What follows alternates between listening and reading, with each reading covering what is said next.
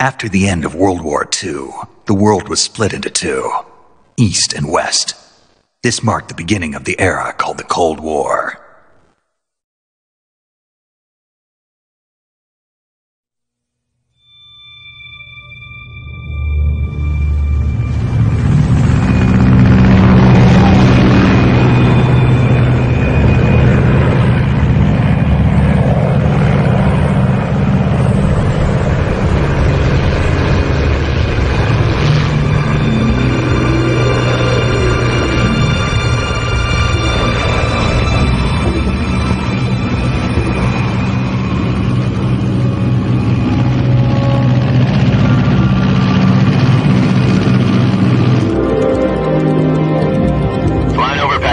Altitude 30,000 feet. Approaching Soviet airspace. 20 minutes to drop off. Commencing internal depressurization. Equipment check. Arm main parachute. All right. You ready to go? Drop zone still showing a high pressure mass. Cav okay. Good. We've got high visibility.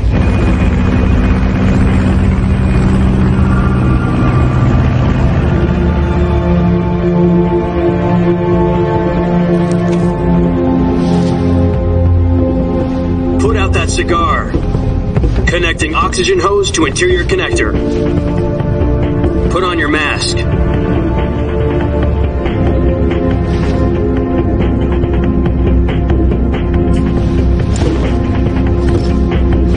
Does this panty waste know what he's doing?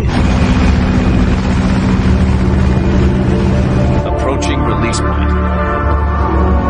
10 minutes to drop off. Hey, are you deaf? He said put out the cigar and put on your mask.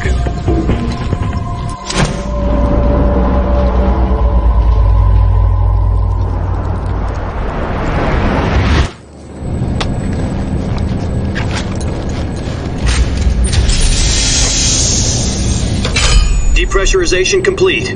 Checking oxygen supply. 6 minutes to drop off. Opening rear hatch.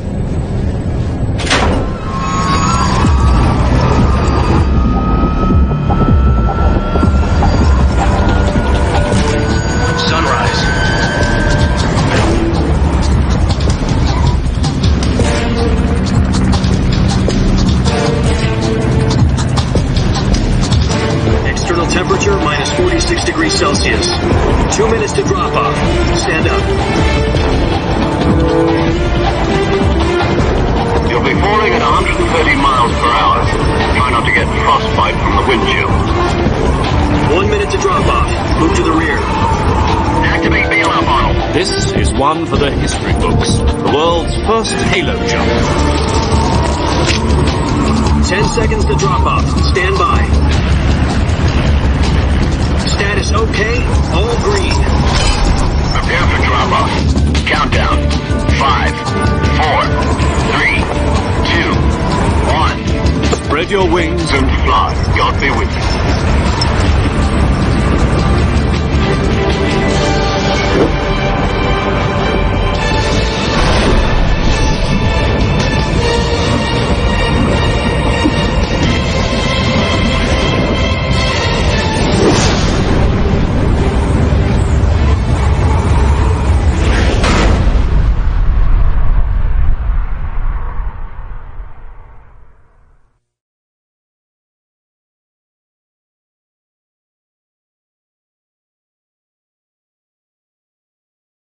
Jack, I've got some important news.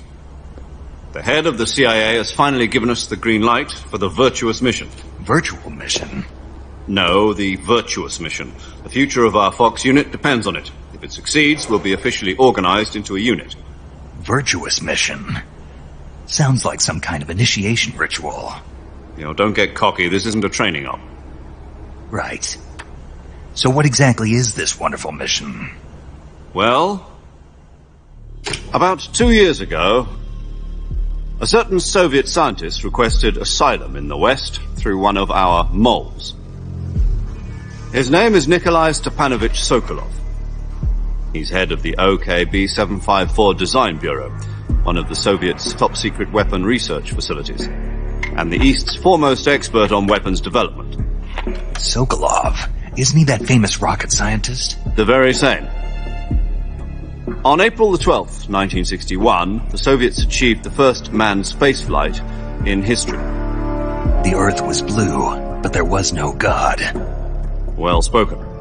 The rocket that carried Yuri Gagarin to orbit was the A-1, known as the Vostok rocket. Sokolov is said to be the man most responsible for the multi-engine cluster used in that rocket. After Gagarin's flight, Sokolov left rocket development to become the head of the newly established Design Bureau.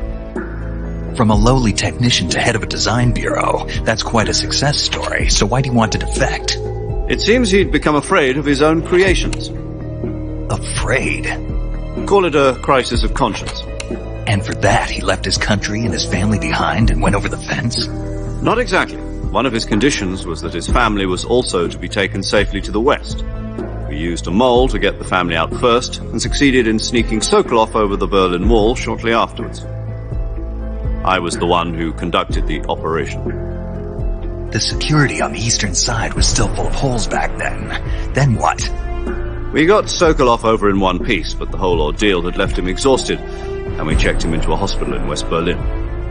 It took him 2 weeks and more than 600 miles to get from the research facility in the Soviet Union to Berlin. He was in no condition to say anything coherent. And it was only a week later that we had something much bigger on our hands. The Cuban Missile Crisis. October the 16th, 1962, President Kennedy received word that the Soviets were in the process of deploying intermediate-range ballistic missiles in Cuba. The President demanded that the Soviets dismantle and remove the missiles. At the same time, he announced a naval blockade to prevent further missile shipments from reaching Cuba. But the Soviets didn't back down, instead placing their armed forces on secondary alert. Soviet transport ships carrying missiles continued on course towards Cuba. US and Soviet forces went on alert for an all-out nuclear war. Frantic negotiations were conducted through the UN's Emergency Security Council and unofficial channels to end the hair-trigger standoff. Finally, on October the 28th, the Soviet Union agreed to remove its missiles from Cuba. And so the world avoided a nuclear holocaust. But in order to get the Soviets to pull their missiles out, we had to make a deal. You mean the one where the US agreed to remove its IRBMs from Turkey? No. The Jupiter IRBMs deployed in Turkey were obsolete, and we were going to get rid of them anyway. They had no strategic value whatsoever to either the US or the Russians. The Turkey deal was a ruse, a cover story that was fed to the other intelligence agencies around the world. So what did the Russians really want? Sokolov. They wanted us to return Sokolov. You mean the Soviets pulled out of Cuba just to get their hands on Sokolov? That's right. What the hell was he working on? At the time, we had no idea. We were running out of time. It was either give up Sokolov or risk full-scale nuclear war. In the end, we had no choice. President Kennedy gave in to Khrushchev's demand. The next day, I got Sokolov out of the hospital, handed him over to agents on the eastern side. Sokolov kept on screaming, "Save me," until he disappeared from my sight. Then a month ago, we received some new information from one of our moles. About Sokolov? Yes. He was taken back to the research facility and forced to continue working on the weapon in question under KGB supervision. What's more, it's on the verge of completion. So what kind of weapon is it? Something to do with space rockets? No, missiles. Same technology. I guess you're right. We don't know the details, but it appears to be a new kind of nuclear device. For half a year now, the Soviets have been conducting frequent nuclear tests at Semipalatinsk. Something to do with the weapon, I assume. We're talking about a secret weapon so big that Khrushchev was ready to pull out of Cuba to get it back. Is Sokolov still in the facility? No. According to our intelligence, he's in Selinoyarsk, a place in the mountains about 3 miles to the west that's known as the Virgin Cliffs. The Virgin Cliffs. Nice name for a virtuous mission. They moved him there just recently. Why? Apparently, they're conducting a field test of the weapon, but it's our best chance to get him back. This mission would never have been possible if he was still in the research facility. This is our last chance. Sokolov must have known that too when he contacted us.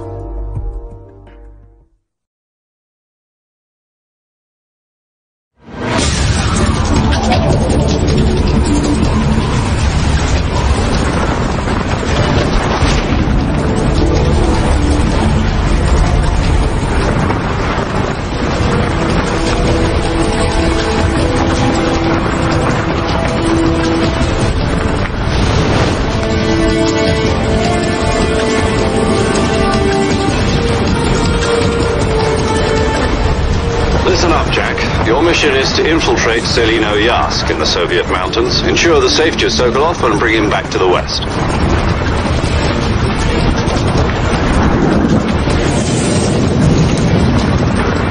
If we don't get Sokolov back before that weapon is complete, we'll be facing a major crisis. The clock is ticking.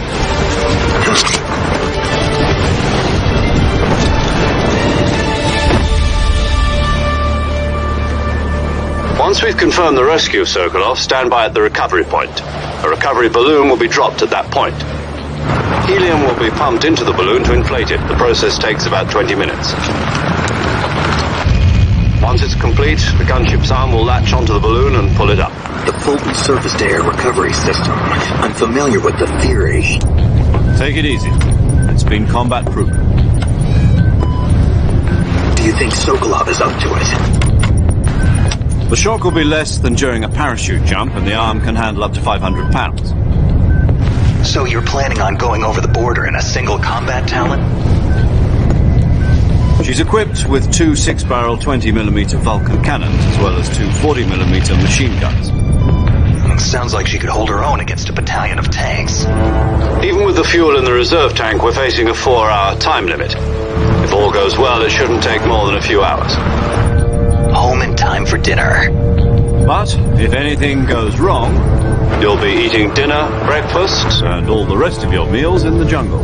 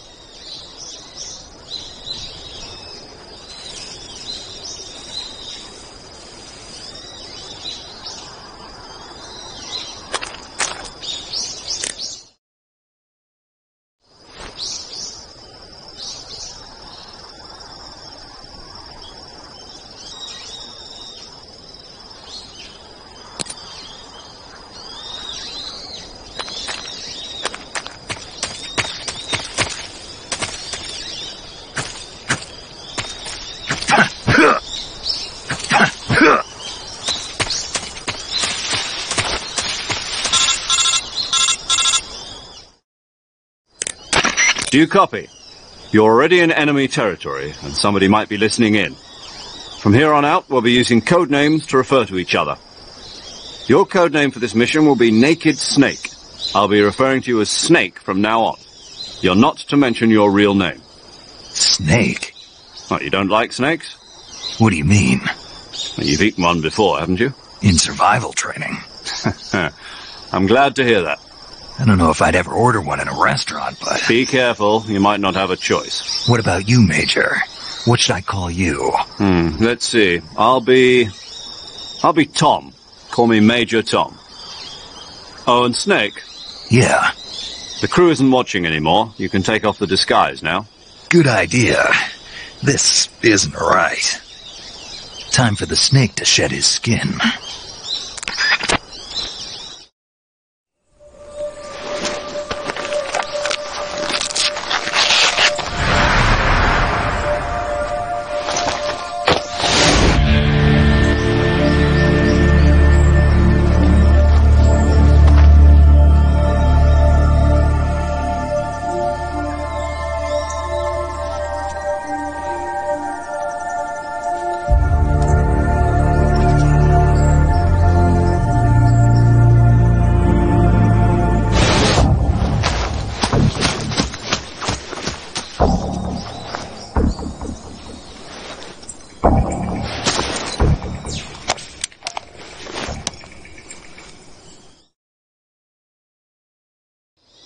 Can you hear me, Major Tom? This is Snake. Kept you waiting, huh? This will be a sneaking mission. You must not be seen by the enemy. You must leave no trace of your presence. Is that clear?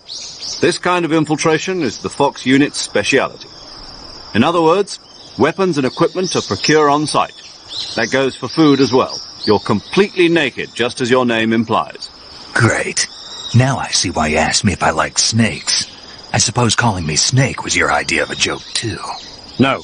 There's a good reason for that. I'll tell you later when the time is right. Gotcha. Getting back to the subject, how exactly am I supposed to feed myself? You've been issued a knife and a tranquilizer gun. Use them to hunt for food. You'll also find some medical supplies in your backpack. Yeah, about the backpack. I lost it in a tree on the way down. I see. Well, you'd better go back and get it then. You know where it is? No problem. I can see it from here. It's stuck on a branch. To climb a tree, stand in front of a tree that's covered in ivy and press the action button. I'll be monitoring your progress over the radio. We can't risk violating Soviet airspace, but I'll be in the gunship. My frequency is 140.85. I'll give you a call if I need to talk to you. If you need to talk to me, use the send function.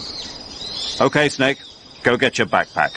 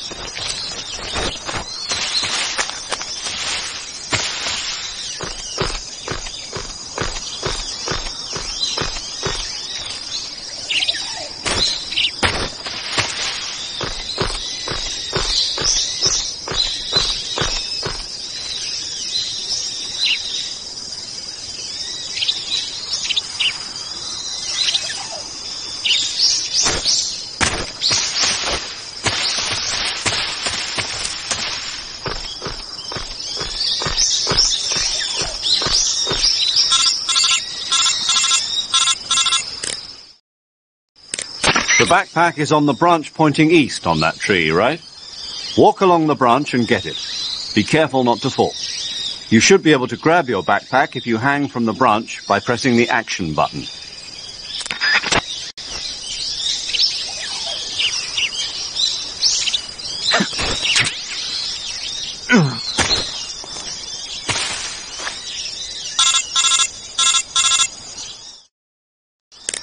I see you've retrieved your backpack, Snake.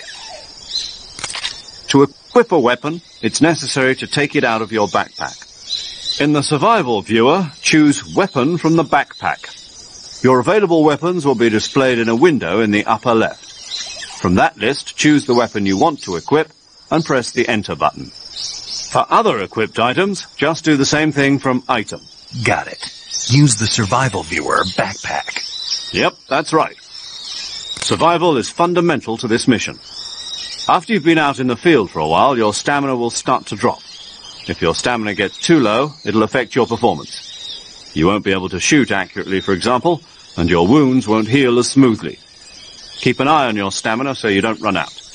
To recover lost stamina, you can hunt for local flora and fauna. You can use either your tranquilizer gun or your knife to hunt. My only weapon is a Mark 22 Hush Puppy tranquilizer gun? That's right. It's been fitted with its own suppressor. However, the suppressor will deteriorate every time you fire. Once its durability reaches 0, the noise suppression effect will be gone. So don't get too trigger-happy with it. The suppressor's durability is shown in the icon. Any weapons and equipment beyond what you're carrying now, you'll have to find as you go. I have to find my own weapons and equipment? Whose crazy idea was this anyway? Solo covert actions are standard Fox operating procedure. You can't leave any traces of your presence. No weapons, equipment, footprints, sweat, or bodily waste. The same goes for bullets and cartridges, too. Your presence in enemy territory is already a violation of international conventions of warfare. There aren't supposed to be any American soldiers in Russia. It could spark an international incident. You can't let anyone see you. You can't let the enemy know you're there. This is a stealth mission. You're a ghost, Snake, in every sense of the word. And there'll be no rescue if you're captured. The military and U.S. government will deny any involvement in the affair. Then I'll just have to take care of myself, huh? I'm afraid so. You've been given a fake death pill for that purpose. SIS guidelines stipulate that soldiers on covert ops like this one be issued a potassium cyanide capsule. Tape it to your body so you can take it when you need to. How generous of you. Use it if you're taken prisoner by the enemy. It'll send you into a state of false death for a short time. Fooling them into thinking that I'm really dead. So how do I come back to life? Just take the revival pill. You mean that thing they put in my tooth before the mission? That's the one. But be careful. If you remain in a state of false death for too long, nothing will be able to bring you back. Remember that.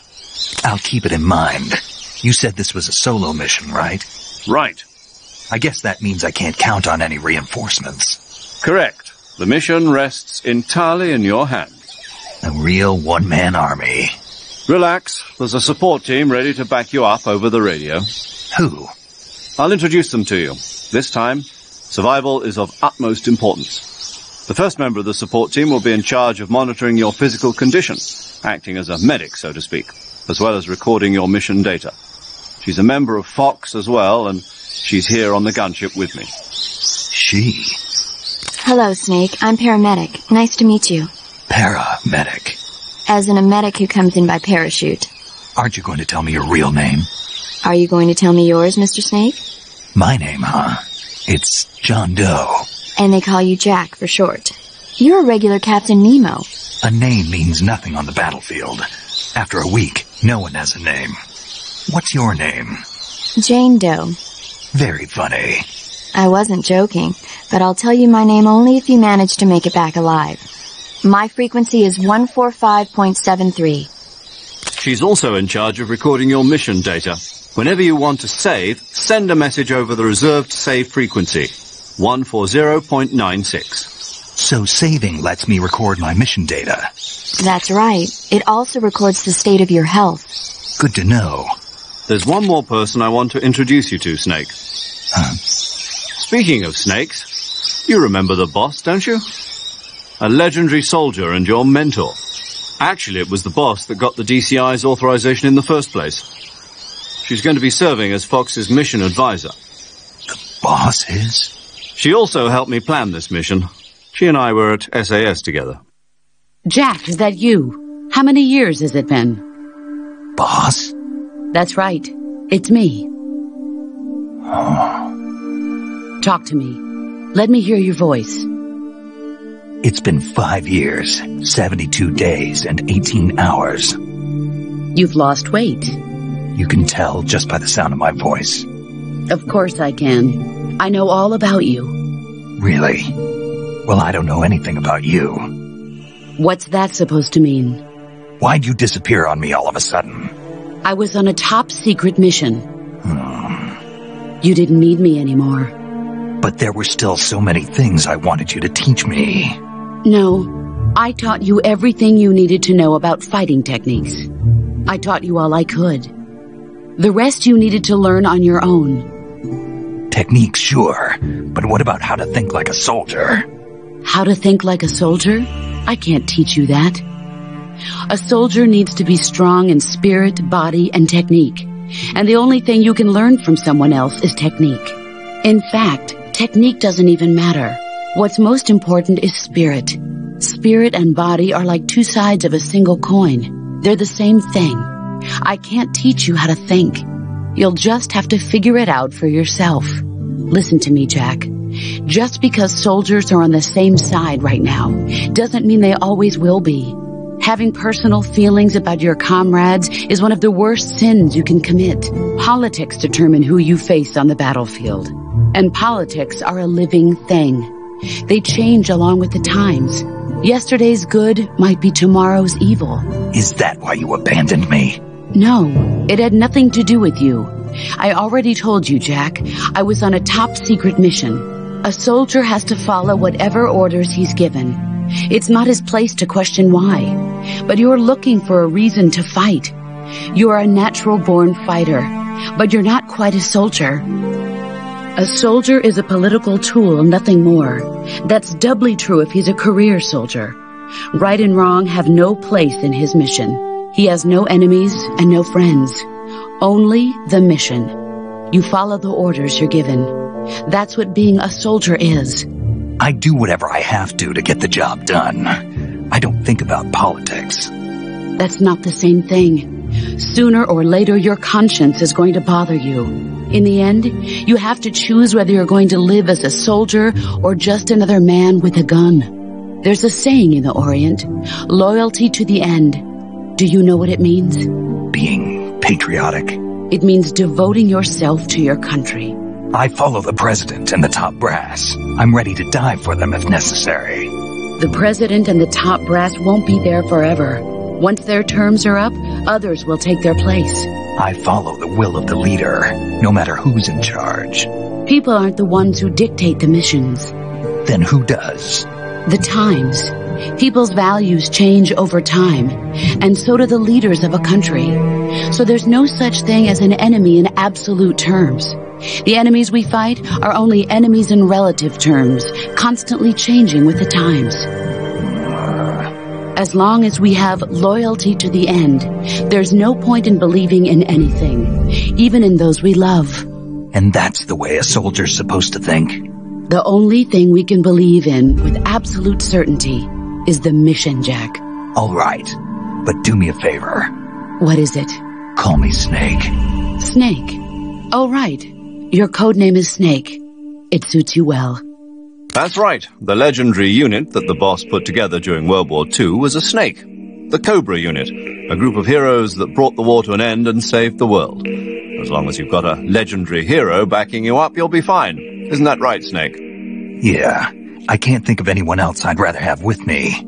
Oh, and one more thing, boss. Yes? It's good to hear your voice again.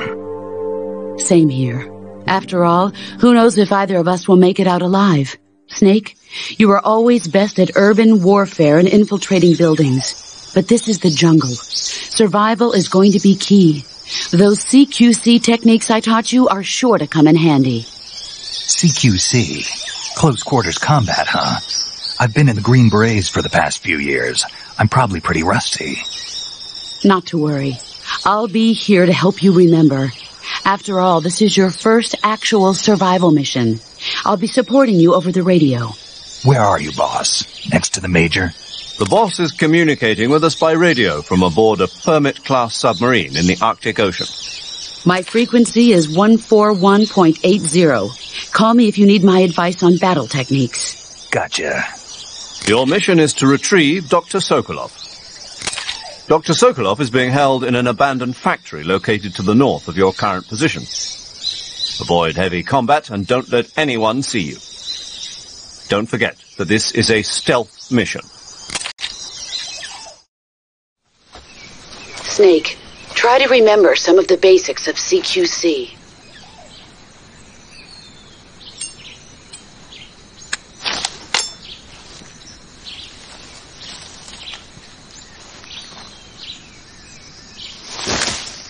Commencing virtuous mission now.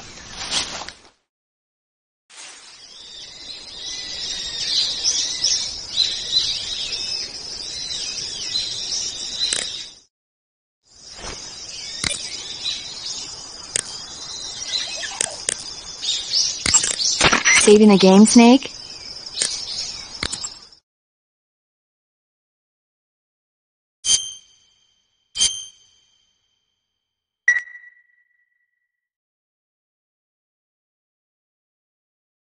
Hey, Snake, you ever heard of Godzilla King of Monsters? No, what is it? It's a movie. You haven't seen it? Nope. It's about this monster called Godzilla, who grows to an enormous size in a nuclear test and goes on a rampage in Tokyo. Nuclear test, huh? Then the Marshall Islands must be crawling with giant monsters right about now. It's just make-believe. Maybe that's why my pants have been so tight lately. Snake, it's a movie, not a report out of Los Alamos. I know. So then what happened? Godzilla is immune to all weapons, and humanity has no way to stop the monster. Dr. Shirazawa develops a new type of weapon, but meanwhile Godzilla is getting closer and closer to Tokyo, obliterating everything in its path. It was originally a Japanese movie, but they made an American version too.